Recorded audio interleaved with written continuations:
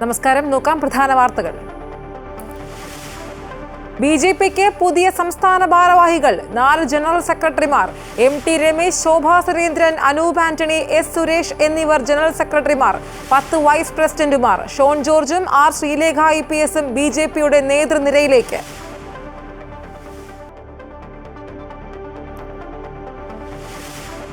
കീം പരീക്ഷാഫലത്തിൽ ശാസ്ത്രീയ ഫോർമുലയാണ് സർക്കാർ അവലംബിച്ചതെന്നും എല്ലാ കുട്ടികൾക്കും നീതി ഉറപ്പാക്കാനാണ് ശ്രമിച്ചതെന്നും മന്ത്രി R ബിന്ദു. മാധ്യമങ്ങൾ കോടതിയാകേണ്ടെന്നും മന്ത്രി. കീം പ്രവേശന നടപടികൾ ഇന്ന് തുടങ്ങിയേക്കും. കീമിൽ അടുത്ത വർഷം മാറ്റം വരുത്താൻ സർക്കാരിന് CPM നിർദ്ദേശം. തിരുവനന്തപുരത്ത് എൻട്രൻസ് കമ്മീഷണറെ തടഞ്ഞ് KSU. കേരള സർവകലാശാലയിൽ ഫയൽ നീക്കം സ്തംഭിപ്പിച്ച് VC രജിസ്ട്രാർ പോര്. വിദ്യാർത്ഥികളുടെ പ്രവേശനവും സർട്ടിഫിക്കറ്റ് വിതരണവും ഉൾപ്പെടെ അനിശ്ചിതാവസ്ഥയിൽ. രജിസ്ട്രാർ സർവകലാശാല ആസ്ഥാനത്ത് പ്രവേശിച്ചതിൽ VCക്ക് വിശദീകരണം നൽകി സുരക്ഷാ ഓഫീസർ. VCക്കെതിരെ പ്രതിഷേധിച്ച് SFI. സർവകലാശാലകളിൽ കാവ്യവൽക്കരണമെന്ന MV ഗോവിന്ദൻ.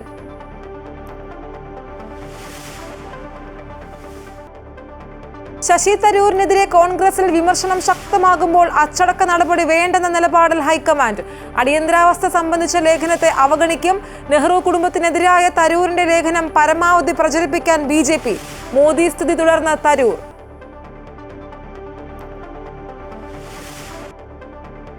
പാകിസ്ഥാൻ സർക്കാരിനെതിരെ കനത്ത ആക്രമണം തുടങ്ങിയെന്ന് ബലൂചിസ്ഥാൻ. തട്ടിക്കൊണ്ടുപോയ യാത്രക്കാരിൽ 9 പേരെ കൊലപ്പെടുത്തി. സർക്കാർ സ്ഥാപനങ്ങൾക്കെതിരെയും ആക്രമണം.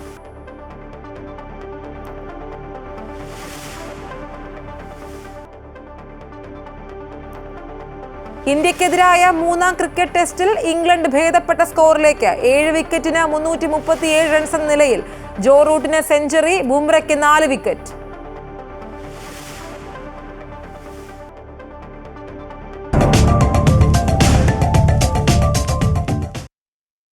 BJP സംസ്ഥാന ഭാരവാഹികളെ പ്രഖ്യാപിച്ചു. MT Ramesh, Shobha Surendran, Anoop Antony Joseph, S Suresh എന്നിവരാണ് 4 ജനറൽ സെക്രട്ടറിമാർ. 10 വൈസ് പ്രസിഡന്റുമാരെയും തീരുമാനിച്ചു.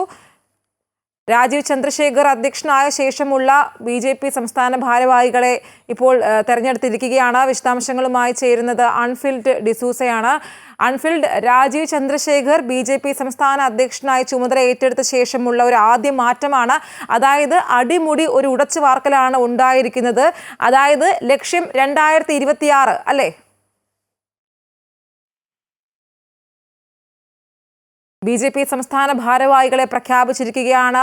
MT Ramesh, Shobha Surendran, Anoop Antony Joseph, S Suresh എന്നിവരാണ് 4 ജനറൽ സെക്രട്ടറിമാർ. 10 വൈസ് പ്രസിഡന്റുമാരെയും തീരുമാനിച്ചിരിക്കുകയാണ്. V മുരളീധര പക്ഷത്തെ വെട്ടിനിരത്തിക്കൊണ്ടാണ് പുതിയ പട്ടിക വന്നിരിക്കുന്നത്. 2026 തദ്ദേശ തെരഞ്ഞെടുപ്പ് മുന്നിൽ കണ്ടുകൊണ്ടുള്ള പുതിയ ടീം പ്രഖ്യാപനം വന്നിരിക്കുന്നത്. കൂടുതലായും യുവാക്കൾക്കും അതുപോലെ തന്നെ പുതുമുഖങ്ങൾക്കുമാണ് ഇതിൽ സ്ഥാനം കൊടുത്തിരിക്കുന്നത്. രാജീവ് ചന്ദ്രശേഖർ BJP സംസ്ഥാന അധ്യക്ഷനായി ചുമതല ഏറ്റെടുത്തതിന് ശേഷമുള്ള ആദ്യ മാറ്റമാണ് ഇപ്പോൾ ഉണ്ടായിരിക്കുന്നത്. വിശദാംശങ്ങളുമായി ചേരുന്നത് അൺഫിൽഡ് ഡിസൂസയാണ്. അൺഫിൽഡ്, എടുത്തു പറയേണ്ട ഒരു കാര്യം എന്ന് പറയുന്നത് ഈ രാജീവ് ചന്ദ്രശേഖർ വന്നതിന് ശേഷമുള്ള ആദ്യത്തെ ഒരു മാറ്റമാണ് ഇത്. അതായത് ഈ പട്ടികയിൽ നിന്ന് തന്നെ വ്യക്തമാണ് അടിമുടി ഒരു ഉടച്ചു വാർക്കൽ ഉണ്ടായിരിക്കുകയാണ്. അതായത് ലക്ഷ്യം 2026 അല്ലേ? ഐശ്വര്യ, അതായത് പുതുമുഖങ്ങളെയും യുവാക്കളെയും പരിചയസമ്പന്നരെയും ഒരുപോലെ ഉൾപ്പെടുത്തിക്കൊണ്ടാണ് പുതിയ ഭാരവാഹി പട്ടിക പ്രഖ്യാപിച്ചിരിക്കുന്നത്. ദേശീയ അധ്യക്ഷന്റെ JP നദ്ദയുടെ സമ്മതത്തോടുകൂടി അദ്ദേഹത്തിന്റെ അനുഭാവത്തോടുകൂടി ഇത് പ്രഖ്യാപിച്ചിരിക്കുന്നു. ഏറ്റവും പ്രധാനമാകുന്നത് സംസ്ഥാന അധ്യക്ഷന്റെ തൊട്ട് താഴെ വരുന്നത് നിർണായക പദവി എന്ന് പറയുന്നത് സംസ്ഥാന ജനറൽ സെക്രട്ടറിയാണ്. സംസ്ഥാന ജനറൽ സെക്രട്ടറിയിൽ 4 പേരിൽ MT രമേശിനെ നിലനിർത്തുന്നു. പകരം മറ്റു 3 പേരെന്ന് പറയുന്നത് ശോഭാ സുരേന്ദ്രൻ ജനറൽ സെക്രട്ടറി പദവിയിലേക്ക് വരുന്നു. ഒപ്പം തന്നെ അഡ്വക്കേറ്റ് S സുരേഷ് നേരത്തെ സെക്രട്ടറി പദവിയിലുണ്ടായിരുന്ന വ്യക്തിയാണ്.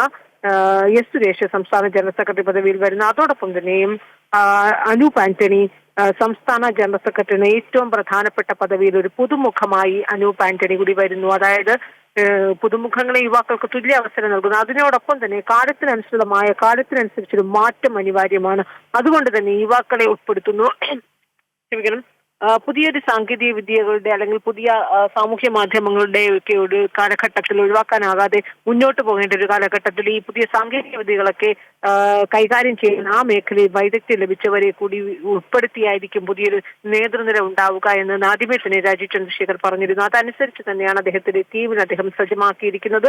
ആ രീതിയിലൊരു ഭാരവാഹി പട്ടിക തന്നെയാണ് ഇപ്പോൾ പുറത്തിറങ്ങിയിരിക്കുന്നത്. അതിൽ ഏറ്റവും ശ്രദ്ധേയമാകുന്നത് ഈ ജനറൽ സെക്രട്ടറിമാരായി ഏറ്റവും മുതിർന്ന രണ്ടുപേരെ ഉൾപ്പെടുത്തുന്നു. അതിലാണ് ശോഭാ സുരേന്ദ്രനും MT രമേശും. പകരം ഈ മറ്റു രണ്ടുപേരെ കൂടി ഉൾപ്പെടുത്തുമ്പോൾ മുരളീധര പക്ഷം, അതായത് BJP-യില് മുരളീധര K സുരേന്ദ്രനെ അനുകൂലിക്കുന്ന വിഭാഗത്തിലുള്ളവരാരും തന്നെയും ഈ പുതിയ സംസ്ഥാന ജനറൽ സെക്രട്ടറി പദവിയിൽ വരുന്നില്ല എന്നതൊരു വിമർശനത്തിന് ഇടയാകുമെന്ന കാര്യത്തിൽ അതൊരു സംശയവുമില്ല.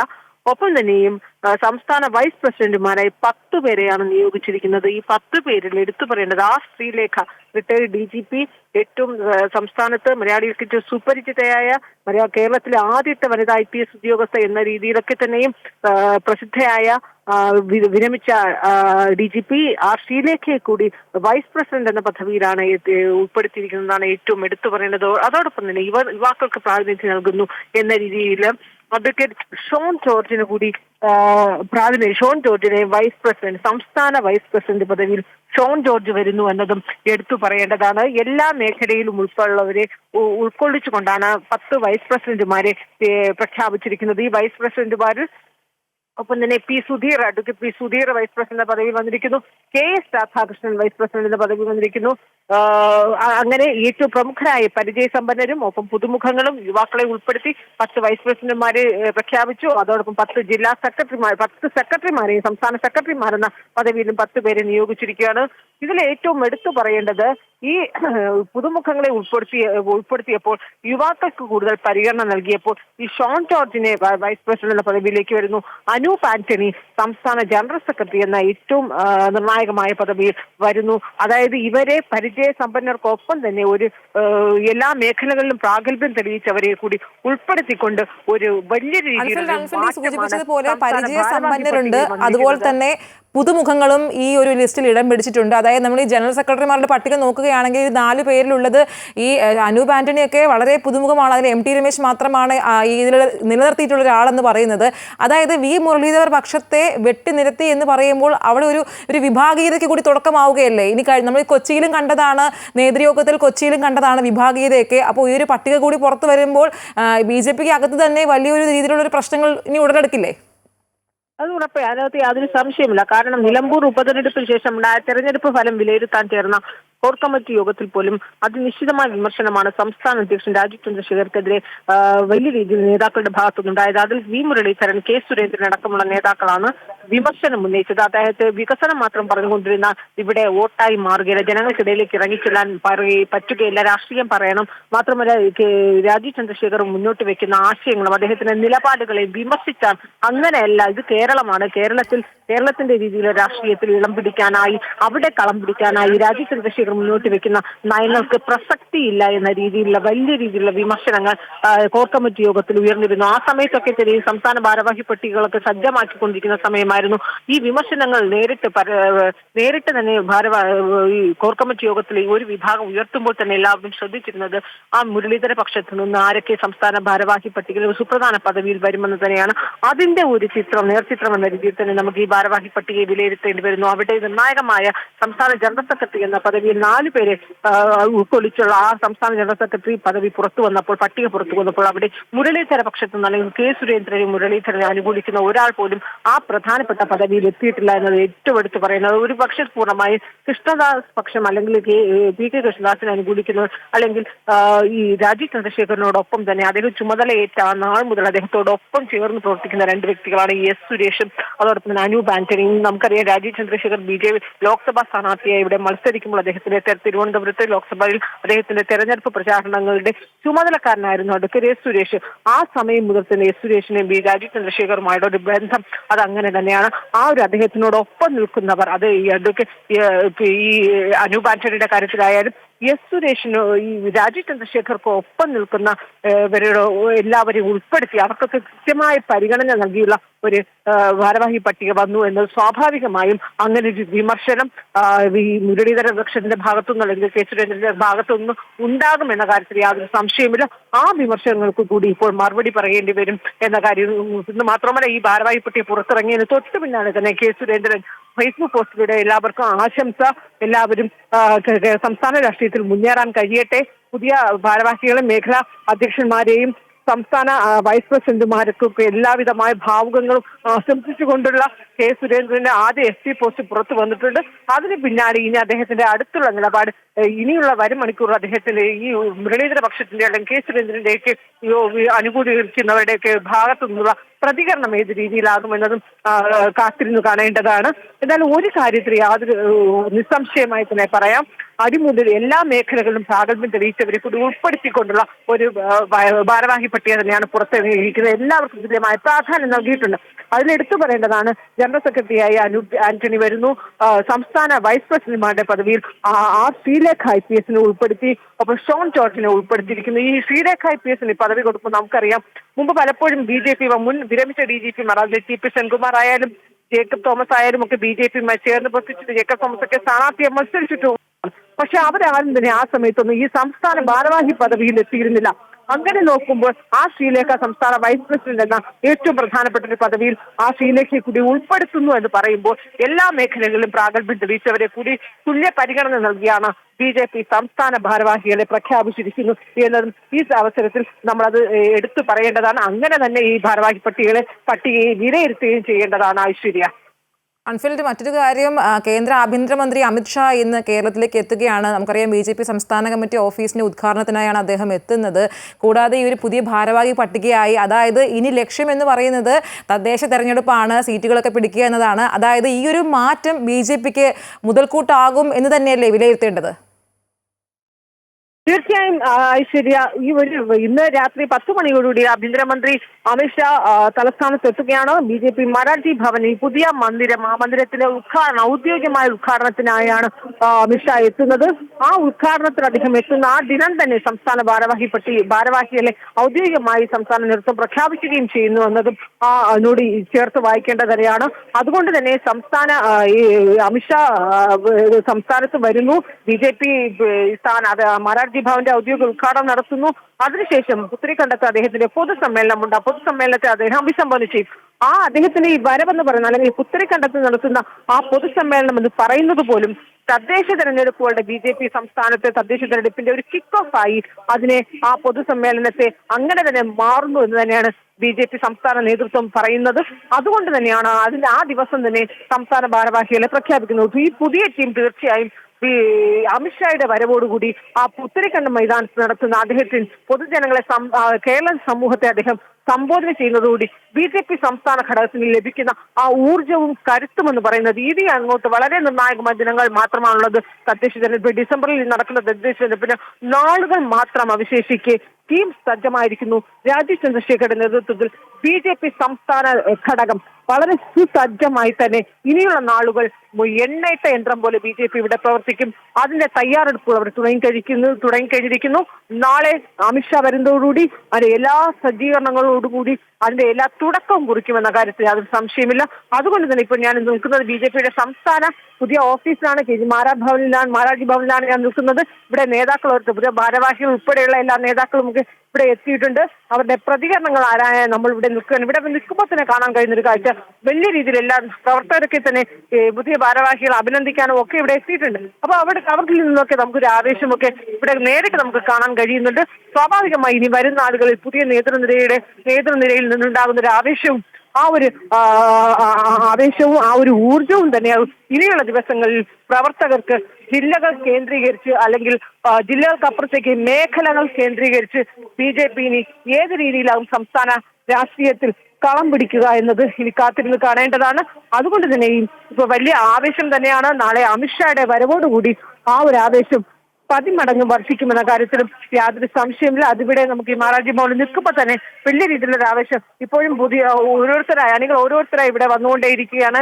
ഈ നേതാക്കന്മാരെ അഭിനന്ദിക്കുന്നതിന് വേണ്ടി വലിയ രീതിയിൽ തന്നെ ഇവിടെ ഒരു പ്രവർത്തകർ ഇങ്ങനെ വലിയ രീതിയിലൊരു തിരക്കിപ്പോൾ അനുഭവിച്ചുകൊണ്ടിരിക്കുകയാണ്. വാഹനങ്ങൾ അകത്തേക്ക് വരുന്നു, പ്രവർത്തകർ ഓരോരുത്തരായി വരുന്നുണ്ട്. എന്തായാലും ഇത് അമിത്ഷാ വരുന്നതിന്റെ ഒരു മുന്നോടിയായിട്ടുള്ള ഒരുക്കം, അതിനപ്പുറത്തേക്ക് പുതിയ ഭാരവാഹികളെ പ്രഖ്യാപിച്ചു. എല്ലാ രീതിയിലും ഇവിടെ ഒരു ആഹ്ലാദം അലയടിക്കുന്ന ഒരു സാഹചര്യം തന്നെയാണ് ഇപ്പോൾ ഇവിടെ കാണാൻ കഴിയുന്നത്. ഐശ്വര്യ. കൺഫിൽറ്റ് വ്യക്തമാണ്. BJP അങ്ങനെ പുതിയ ടീം ആയിരിക്കുകയാണ്. കൂടാതെ കേന്ദ്ര ആഭ്യന്തരമന്ത്രി അമിത്ഷാ ഇന്ന് കേരളത്തിലെത്തും. BJP സംസ്ഥാന കമ്മിറ്റി ഓഫീസ് ഉദ്ഘാടനത്തിനായാണ് അദ്ദേഹം എത്തുന്നത്. രാത്രി 10-ന് വിമാനത്താവളത്തിലെത്തുന്ന അമിത്ഷായെ BJP സംസ്ഥാന അധ്യക്ഷൻ രാജീവ് ചന്ദ്രശേഖറിന്റെ നേതൃത്വത്തിൽ സ്വീകരിക്കും. നാളെ രാവിലെ 11 മണിക്കാണ് ഓഫീസിന്റെ ഉദ്ഘാടനം. ഓഫീസിലെത്തി പതാക ഉയർത്തുന്ന അമിത്ഷാ ചെമ്പകത്തൈ നടും. മുൻ സംസ്ഥാന അധ്യക്ഷൻ KG മാരാരുടെ വെങ്കല പ്രതിമയും ആഭ്യന്തരമന്ത്രി അനാച്ഛാദനം ചെയ്യും. മറ്റൊരു വാർത്ത നോക്കിയാൽ കീം റാങ്ക് ലിസ്റ്റിൽ സർക്കാരിന് വീഴ്ച സംഭവിച്ചിട്ടില്ലെന്ന് മന്ത്രി ആർ ബിന്ദു. കുട്ടികൾക്ക് തുല്യനീതി ഉറപ്പാക്കാനാണ് പുതിയ ഫോർമുല പ്രകാരം റാങ്ക് ലിസ്റ്റ് പ്രസിദ്ധീകരിച്ചത്. എക്സ്പേർട്ട് കമ്മിറ്റിയുടെ നിർദ്ദേശം പരിഗണിച്ചുകൊണ്ടാണ് ശാസ്ത്രീയമായ ഫോർമുല സ്വീകരിച്ചതെന്നും മന്ത്രി പറഞ്ഞു. കൂടുതൽ ചോദ്യങ്ങളോട് ക്ഷുഭിതയായ മന്ത്രി മാധ്യമങ്ങൾ കോടതിയാകേണ്ട എന്നും പറഞ്ഞു. എല്ലാ കുട്ടികൾക്കും തുല്യനീതി ലഭിക്കണമെന്ന ലക്ഷ്യമാണ് കീം റാങ്ക് പട്ടികയിൽ സംസ്ഥാന സർക്കാർ സ്വീകരിച്ചത്. കഴിഞ്ഞ തവണ കേരള സിലബസിലുള്ള കുട്ടികൾക്ക് 35 മാർക്ക് കുറഞ്ഞു. ഇത് അനീതിയാണ്. എക്സ്പെർട്ട് കമ്മിറ്റിയുടെ നിർദ്ദേശം പരിഗണിച്ചുകൊണ്ടാണ് ശാസ്ത്രീയമായ ഫോർമുല സ്വീകരിച്ചതെന്നും മന്ത്രി പറഞ്ഞു. അതായത് കീം പരീക്ഷയിൽ ഫുൾ മാർക്ക് സ്കോർ ചെയ്താലും 35 മാർക്ക് കുറവാകുന്ന ഒരു സ്ഥിതിയുണ്ട്. അതിനെ മറികടക്കുക എന്നുള്ളത് അതിനുള്ള വേരിയസ് ആയിട്ട് പല ഫോർമുലകളും നമ്മൾ ആലോചിച്ചു. എക്സ്പേർട്ട് കമ്മിറ്റിയുടെ ഭാഗമായി പ്രവർത്തിച്ച കമ്മീഷണർ അദ്ദേഹത്തിൻ്റെ നിർദ്ദേശങ്ങളും മുന്നോട്ട് വെച്ചു. ഇതെല്ലാം പരിഗണിച്ചുകൊണ്ടാണ് ശാസ്ത്രീയം എന്ന് പറയാവുന്ന ഒരു ഫോർമുലയെ അവലംബിച്ചത്. സർക്കാരിന് നിബന്ധനകളിൽ മാറ്റം വരുത്താമെന്ന് പ്രോസ്പെക്ട്സിലെ നിബന്ധനകളുണ്ടായിരുന്നു. സ്റ്റാൻഡർഡൈസേഷൻ പ്രോസസ്സിലൂടെ ഒരു കുട്ടിക്കും നഷ്ടമുണ്ടാകരുതെന്ന് കരുതി ചെയ്ത കാര്യമാണ്. ഇനിയും അഡ്മിഷൻ വൈകാൻ പാടില്ലെന്ന് കരുതിയാണ് ഇന്നലെ തന്നെ ലിസ്റ്റ് പുറത്തുവിട്ടതെന്നും മന്ത്രി വ്യക്തമാക്കി. 2011 മുതൽ ഫോളോ ചെയ്യുന്ന സ്റ്റാൻഡർഡൈസേഷൻ പ്രോസസ്സ് സ്വീകരിച്ചുകൊണ്ട് എത്രയും പെട്ടെന്ന് ലിസ്റ്റ് പുറത്തുവിടുകയാണ് ഉണ്ടായത്. അതേസമയം വിഷയത്തിൽ കൂടുതൽ പ്രതികരിക്കാൻ മന്ത്രി തയ്യാറായില്ല. മാധ്യമങ്ങൾ കോടതിയാകേണ്ടെന്നായിരുന്നു മന്ത്രിയുടെ പ്രതികരണം. നേരത്തെ മാറ്റാമായിരുന്നില്ലേ എന്നാണ് കോടതി ചോദിച്ചത്. കോടതി അതൊന്നും ചോദിച്ചിട്ടില്ല. വലിയ കോടതിയാവണ്ട. അമൃത ന്യൂസ്, കൊച്ചി. കീം പരീക്ഷാ വിവാദത്തിൽ എൻട്രൻസ് കമ്മീഷണറുടെ ഓഫീസിൽ പ്രതിഷേധ മാർച്ച് നടത്തി KSU. എൻട്രൻസ് കമ്മീഷണറെ കാണണമെന്നാവശ്യപ്പെട്ടായിരുന്നു KSU ഭാരവാഹികളുടെ പ്രതിഷേധം. പ്രവർത്തകരും പോലീസും തമ്മിൽ ബലപ്രയോഗവും ഉന്തും തള്ളുമുണ്ടായി. പ്രവർത്തകരെ പോലീസ് അറസ്റ്റ് ചെയ്ത് നീക്കി. വരും ദിവസങ്ങളിൽ ഉന്നത വിദ്യാഭ്യാസ മന്ത്രിയുടെ വസതിയിലേക്ക് മാർച്ച് സംഘടിപ്പിക്കുമെന്നും മന്ത്രിയെ വഴിയിൽ തടയുമെന്നും KSU പ്രവർത്തകർ പറഞ്ഞു. കെടുകാര്യസ്ഥതയുടെ കൂത്തരങ്ങാണ് ഉന്നത വിദ്യാഭ്യാസ വകുപ്പ് എന്ന KSU. ഉന്നത വിദ്യാഭ്യാസ വകുപ്പിന് ഒരു മന്ത്രിയുണ്ടോ എന്ന് പോലും സംശയമാണെന്ന് KSU സംസ്ഥാന പ്രസിഡന്റ് അലോഷ്യസ് സേവ്യർ പറഞ്ഞു. കീം പ്രതിസന്ധി വിദ്യാർത്ഥികളെ മാനസിക സമ്മർദ്ദത്തിലേക്ക് തള്ളിവിട്ടു. വിദ്യാർത്ഥികളെ ബാധിക്കുന്ന ഒരു വിഷയത്തിലും SFI നിലപാട് പറയുന്നില്ല എന്നും KSU കുറ്റപ്പെടുത്തി. കേരളത്തിലെ വിദ്യാർത്ഥികളെ ബാധിക്കുന്ന നീറുന്ന പ്രശ്നമായി കീമിന്റെ പരീക്ഷാ ഫലവും അതിനെ തുടർന്ന് ശേഷമുണ്ടായ കോടതി വിധിയും എല്ലാം മാറുകയാണ്. ഇവിടെ പരീക്ഷാ റിസൾട്ട് വരുമ്പോൾ രാവിലെ 1ാം റാങ്കുകാരനായ വിദ്യാർത്ഥി വൈകുന്നേരമാകുമ്പോൾ ചിത്രത്തിലും പോലും ഇല്ലാത്ത അവസ്ഥയിലേക്ക് മാറുകയാണ്. ഇത് വിദ്യാർത്ഥികളെ കടുത്ത മാനസിക സംഘർഷത്തിലേക്ക് ആക്കുകയാണ്. ഇതാണോ കേരളത്തിലെ സർക്കാർ പറഞ്ഞുകൊണ്ടിരിക്കുന്ന നമ്പർ 1 വിദ്യാഭ്യാസ കേരളം അല്ലെങ്കിൽ വികസിത കേരളം എന്നത് നമ്മൾ ഒരു ചോദ്യമായി നമ്മുടെ മുൻപിൽ നിൽക്കുകയാണ്. നമുക്കറിയാം, ഈ കേരളത്തിലെ ഏറ്റവും കുത്തഴിഞ്ഞ വകുപ്പായി കേരളത്തിന്റെ ഉന്നത വിദ്യാഭ്യാസ വകുപ്പ് മാറിയിരിക്കുകയാണ്. ഇവിടെ ഒരു മന്ത്രിയുണ്ടോ എന്ന പോലും ഒരു സംശയം നമുക്കിടെ എല്ലാം മുൻപിൽ ഇങ്ങനെ മുഴച്ചു നിൽക്കുകയാണ്. കഴിഞ്ഞ കുറേയേറെ നാളുകളായി കെടുകാര്യസ്ഥിതിയുടെ കൂത്തരങ്ങായി കേരളത്തിന്റെ ഉന്നത വിദ്യാഭ്യാസ വകുപ്പ് മാറിയിരിക്കുന്നു. കേരള സർവകലാശാലയിൽ ഫയൽ നീക്കം സ്തംഭിപ്പിച്ച VC രജിസ്ട്രാർ പോര്. വിദ്യാർത്ഥികളുടെ പ്രവേശനവും സർട്ടിഫിക്കറ്റ് വിതരണവും അഫിലിയേഷനും ഉൾപ്പെടെ അനിശ്ചിതാവസ്ഥയിൽ. 2 രജിസ്ട്രാർമാർ അധികാരം ഉപയോഗിക്കുമ്പോൾ സർവകലാശാലയിലെ ഭരണം നിശ്ചലമാവുകയാണ്. VCയും ഗവർണറും ഒരു ഭാഗത്തും രജിസ്ട്രാറും സിൻഡിക്കേറ്റും സർക്കാരും മറുഭാഗത്തും നിലയുറപ്പിച്ചതോടെയാണ് കേരള സർവകലാശാലയിൽ ദിവസങ്ങളായി തുടരുന്ന പോര് ഭരണസ്തംഭനത്തിലേക്ക് കടന്നത്. 2 രജിസ്ട്രാർമാർ അധികാരം ഉപയോഗിക്കാൻ തുടങ്ങിയതോടെ ഫയൽ നീക്കം പൂർണ്ണമായും തകിടം മറിഞ്ഞിരിക്കുന്നു. KS സനൽകുമാർ സിൻഡിക്കേറ്റിന്റെ പിൻബലമുള്ളതിനാൽ രജിസ്ട്രാറുടെ കസേരയിൽ തുടരുകയും ഈ ഫയലുകൾ ഒപ്പിട്ട് നൽകുകയും ചെയ്തു. എന്നാൽ സസ്പെൻഷനിലായ രജിസ്ട്രാർക്ക് ഫയൽ ഒപ്പിടാൻ അധികാരമില്ല എന്ന് കാട്ടി VC മോഹനൻ കുന്നുമ്മൽ തിരിച്ചയച്ചു. അതേസമയം രജിസ്ട്രാറായി നിയമിച്ച മിനി കാപ്പൻ നിരവധി ഫയലുകൾ ഒപ്പിട്ടയക്കുകയും VC അത് തുടർ നടപടികൾക്കായി അനുമതി നൽകുകയും ചെയ്തു. പക്ഷേ ആർക്കാണ് രജിസ്ട്രാറുടെ അധികാരമെന്ന കാര്യത്തിൽ ഹൈക്കോടതിയും വ്യക്തമായ തീരുമാനത്തിലെത്തിയിട്ടില്ല. അതുകൊണ്ട് തന്നെ ലക്ഷക്കണക്കിന് വിദ്യാർത്ഥികളുടെ ഭാവിയാണ് ഉന്നതരുടെ അധികാര തർക്കത്തിൽ തുലാസിലാകുന്നത്. കുട്ടികളുടെ പ്രവേശനവും അഫിലിയേഷനും സർട്ടിഫിക്കറ്റ് ഒപ്പിടലും അനിശ്ചിതാവസ്ഥയിലായിരിക്കുന്നു. ഇതിനിടെ സർവകലാശാലയിലെത്തിയ രജിസ്ട്രാർ KS അനിൽകുമാറിനെ തടയാൻ കഴിയാത്തതിൽ സുരക്ഷാ ഓഫീസർ VCക്ക് വിശദീകരണം നൽകി. വിലക്ക് ലംഘിച്ച് രജിസ്ട്രാർ സർവകലാശാലയിലേക്ക് പ്രവേശിച്ചുവെന്നാണ് വിശദീകരണം. അമൃത ന്യൂസ്, തിരുവനന്തപുരം. ആരോഗ്യമേഖല തകർന്നതുപോലെ ഉന്നത വിദ്യാഭ്യാസ മേഖലയും തകരുകയാണെന്ന് പ്രതിപക്ഷ നേതാവ് VD സതീശൻ. രാജ്ഭവനും സർക്കാരും തമ്മിലുള്ള പ്രശ്നം എന്തിനാണ് സർവകലാശാലകളിലേക്ക് വ്യാപിപ്പിക്കുന്നതെന്നും അദ്ദേഹം ചോദിച്ചു. ആരോഗ്യരംഗത്തെ വീഴ്ചകൾക്കെതിരായ സമരങ്ങളിൽ നിന്നും ശ്രദ്ധ തിരിക്കുവാനാണ് SFI ഉപയോഗിച്ച് സർവകലാശാലകളിൽ സമരം നടത്തുന്നത്. VD സവർക്കർ എന്ന പ്രയോഗം ചേരുന്നത് മുഖ്യമന്ത്രി പിണറായി വിജയനാണെന്നും VD സതീശൻ പറഞ്ഞു. നമ്മുടെ സംസ്ഥാനത്തെ ആരോഗ്യ മേഖല തകർന്നതുപോലെ തന്നെ ഉന്നത വിദ്യാഭ്യാസ മേഖലയും തകരുകയാണ്.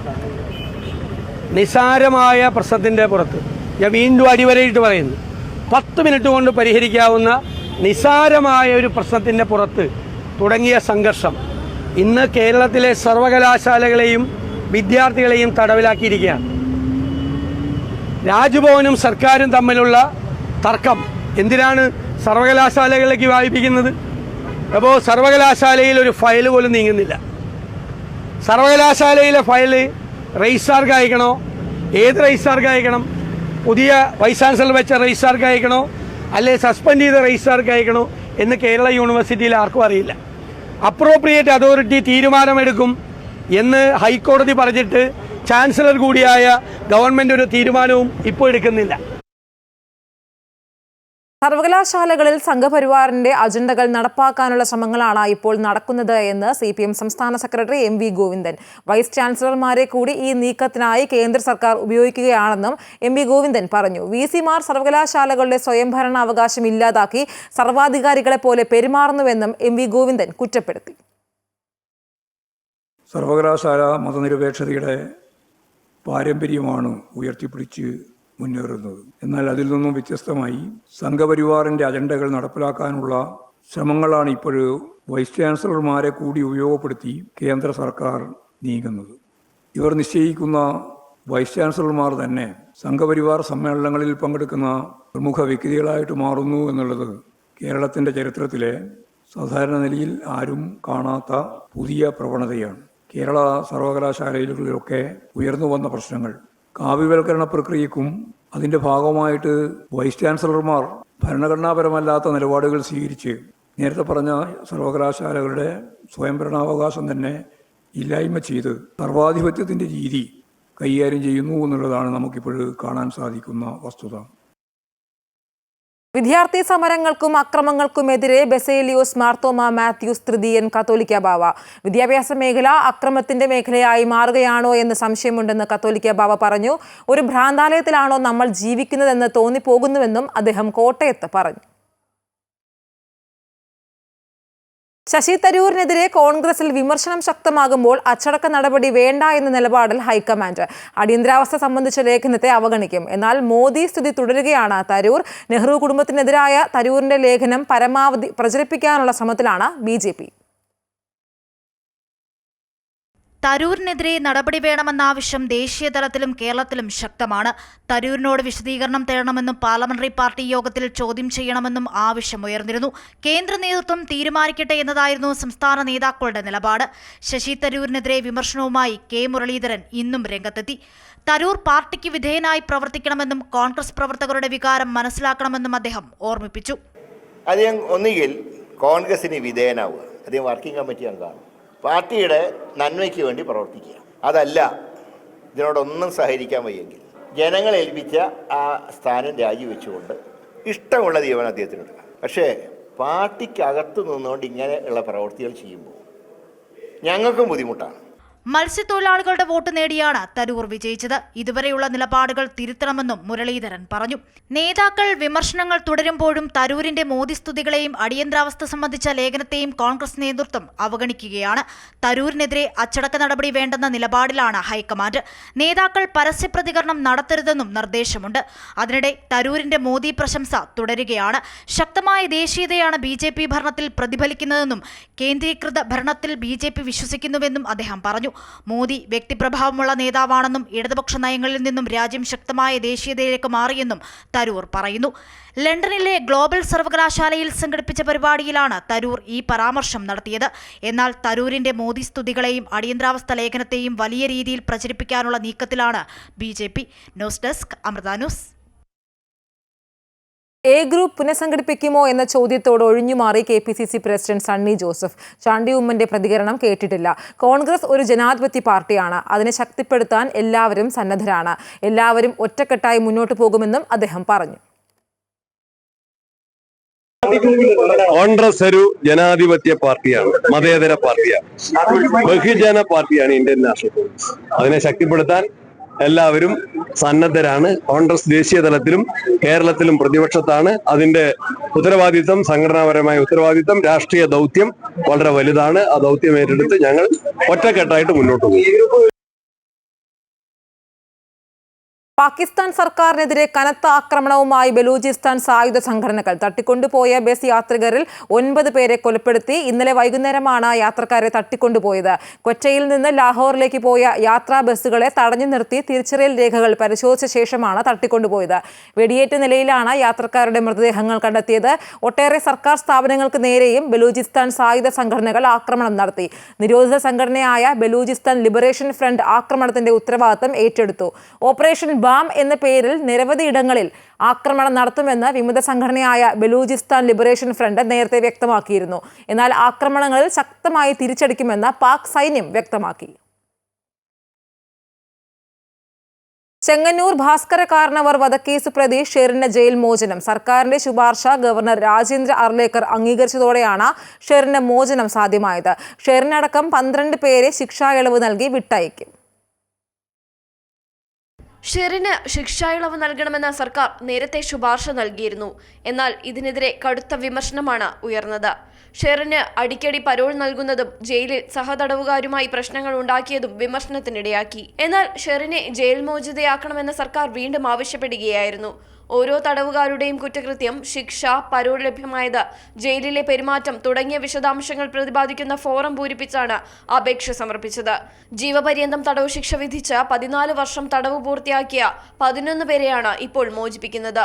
നിലവിൽ ഷെറിൻ പരോളിലാണ്. ഷെറിനെ തിരികെ വിളിച്ച് നടപടിക്രമങ്ങൾ പൂർത്തിയാക്കി ജയിൽ മോചിതയാക്കും. മാനുഷിക പരിഗണന, കുടുംബിനി എന്നീ പരിഗണനകളാണ് ഷെറിന് ഇളവ് നൽകിയത്. 2009 നവംബർ 8-നാണ് ചെറിയനാട് കാർണവേഴ്സ് വില്ലയിലെ ഭാസ്കര കാർണവരെ കൊല്ലപ്പെട്ട നിലയിൽ കണ്ടെത്തിയത്. ഭാസ്കര കാർണവരുടെ മകന്റെ ഭാര്യയായ ഷെറിനായിരുന്നു കേസിലെ 1-ാം പ്രതി. News desk Amrita TV. Kollam railway സ്റ്റേഷനിൽ നിർമ്മാണം തുടരുന്ന കെട്ടിടത്തിൽ നിന്ന് ഇരുമ്പ് പൈപ്പ് വീണ് 2 യാത്രക്കാർക്ക് പരിക്ക്. സംഭവത്തിൽ നിർമ്മാണ കമ്പനി സൂപ്പർവൈസർക്കെതിരെയും കരാറുകാരനെതിരെയും കേസെടുത്ത് റെയിൽവേ പോലീസ്. രാവിലെ 9:30 റെയിൽവേ സ്റ്റേഷനിലെ 1-ാം നമ്പർ പ്ലാറ്റ്ഫോമിലായിരുന്നു അപകടം. നീരാവിൽ സ്വദേശി സുധീഷ്, തിരുവനന്തപുരം വട്ടിയൂർക്കാവ് സ്വദേശിനി ആശ എന്നിവർക്കാണ് പരിക്കേറ്റത്. 1-ാം നമ്പർ പ്ലാറ്റ്ഫോമിനോട് ചേർന്നുള്ള കെട്ടിടത്തിന്റെ മുകളിൽ നിന്നുമാണ് പൈപ്പുകൾ താഴേക്ക് പതിച്ചത്. ഇരുവരുടെയും തലയ്ക്കാണ് പരിക്കേറ്റത്. ഉടൻ തന്നെ ഇവരെ ജില്ലാ ആശുപത്രിയിൽ എത്തിച്ചു. ഉയരത്തിന് മേടിയിൽ ഈ കമ്പി വന്ന് ഈ കമ്പിയെ അവരെ തലയിൽ വന്ന് വീണ് സ്ത്രീയുടെ തലയിൽ ഉച്ചി മൊത്തം പൊട്ടി. പിന്നെ ആ പുരുഷന്റെ പുറകിൽ തട്ടിയാൽ പൊക്കിയൊരു ഹോസ്പിറ്റലിൽ കൊണ്ടുവന്ന് വണ്ടി ആംബുലൻസ് കിട്ടിയില്ല, ഓട്ടോയ്ക്കകത്ത് കയറ്റിയാണ് അത് കൊണ്ടുവരിക്കുന്നത്. സർക്കാർ ജീവനക്കാരനായ സുധീഷ് തിരുവനന്തപുരത്തേക്ക് പോകാൻ ട്രെയിൻ കയറാൻ എത്തിയതായിരുന്നു. തലയ്ക്ക് ഗുരുതരമായി പരിക്കേറ്റ സുധീഷിനെ കൊല്ലത്തെ സ്വകാര്യ മെഡിക്കൽ കോളേജ് ആശുപത്രിയിലേക്ക് മാറ്റി. തലയിൽ 8 സ്റ്റിച്ചാണുള്ളത്. ഞാൻ ചെന്നൈ മെയിലിൽ പോകാനായിട്ട് വന്നതാണ്. നടന്ന് ഫസ്റ്റ് പ്ലാറ്റ്ഫോമിലോട്ട് ചെന്ന് ട്രെയിനിലോട്ട് കയറാനായിട്ട് അടുത്തോട്ട് ചെന്നപ്പോൾ പെട്ടെന്ന് എന്തോ ശബ്ദം കേട്ടു. പിന്നെ എനിക്ക് ബോധം നഷ്ടപ്പെട്ടു. തലയിൽ നിന്ന് കമ്പി വീണയാണെന്ന് എനിക്ക് പിന്നെ ബോധമായി. പിന്നെ എനിക്ക് ഹോസ്പിറ്റലിൽ വന്നിട്ടാണ് എനിക്കൊരു ബോധമായിട്ട് കിട്ടിയത്. മൈനാഗപ്പള്ളി സ്കൂളിലെ അധ്യാപികയായ ആശ ഓഫീസിലെ ആവശ്യങ്ങൾക്കായി വരുമ്പോഴായിരുന്നു അപകടം. കൊല്ലത്ത് ട്രെയിനിറങ്ങി പുറത്തേക്ക് വരുമ്പോഴായിരുന്നു ഇരുമ്പ് പൈപ്പ് തലയിലേക്ക് വീണത്.